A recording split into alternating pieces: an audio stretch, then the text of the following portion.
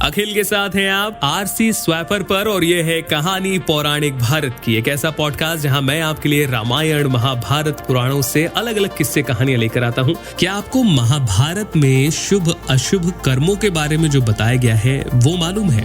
और आज मैं आपको महाभारत में बताए गए शुभ अशुभ कर्म और उसके फल के बारे में बताता हूँ। तो देखिए, पितामह भीष्म से युधिष्ठिर पूछते हैं और पितामह भीष्म बताते हुए कहते हैं कि जिस मनुष्य ने जैसा कर्म किया है वो उसके पीछे लगा ही रहता है। यदि पुरुष शीघ्रता पूर्वक दौड़ता है तो कर्म भी उसके साथ तेजी से दौड़ता है।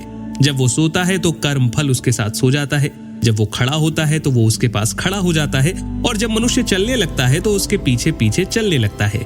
कहने का तात्पर्य ये है कि वो हमेशा यानी कि कर्म फल हमेशा मनुष्य के पीछे लगा रहता है। जिस मनुष्य ने अपने पूर्व जन्मों में जैसे जैसे कर्म किए हैं वो अपने किए हुए कर्मों का फल सदैव अकेले ही भोगता है। अपने अपने कर्म का फल एक धरोहर के समान है जो उस व्यक्ति को अवश्य सही समय पर मिलती ही है।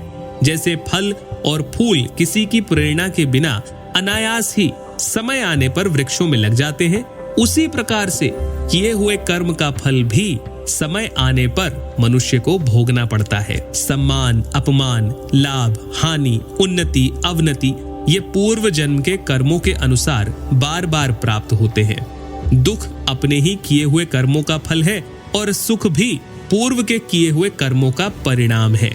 कोई बालक हो, जवान हो या बूढ़ा हो, वो जो भी शुभ अशुभ कर्म करता है दूसरे जन्म में उसी अवस्था में उस कर्म का फल मिलता है। यानी कि अगर किसी ने जवानी में कोई गलत कार्य किया है तो ऐसा संभव है कि अगले जन्म में जवानी में उसे उस कर्म का फल भोगना पड़े। जैसे बछड़ा हजारों गायों में अपनी माँ को पहचान लेता है, वैसे ही पहले का किया हुआ कर्म अपने कर्ता के पास पहुंच ही जाता है। तो इस प्रकार से जो किए हुए कर्म हैं वो हमेशा कर्ता के साथ ही रहते हैं। हालांकि कर्म के इस फल को बढ़ाया या घटाया जा सकता है भक्ति के माध्यम से।